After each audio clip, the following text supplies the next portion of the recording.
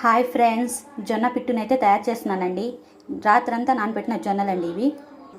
Mixing జార్లో ఈ నానబెట్టిన జొన్నలు తయారు చేస్తున్నానండి.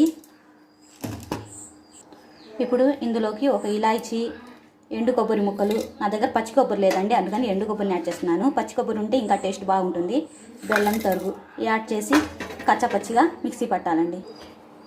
ఈ విధంగా అయితే మిక్సీ పట్టుకోవాలండి. ఇడ్లీ పాత్రలో వాటర్ని యాడ్ చేసి బాగా బాయిల్ చేసుకోవాలండి. ఇడ్లీ ప్లేట్లకు అయితే నెయ్యిని అప్లై చేసి మనం మిక్సీ పట్టిన బ్యాటర్ని ఈ విధంగా ఇడ్లీలా వేసుకుని వేడవుతున్న వాటర్లో పెట్టి ఇడ్లీ పాత్రకి మూత పెట్టి మీడియం ఫ్లేమ్లో 15 నిమిషాల పాటు కుక్ చేసుకోవాలండి.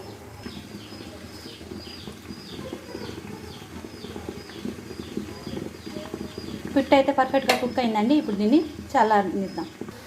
ఇలా ఉడికించిన పిట్టిని మెత్తగా స్మాష్ చేసి పైన నెయ్యిని అప్లై చేస్తున్నాను. ముద్దలకి నెయ్యి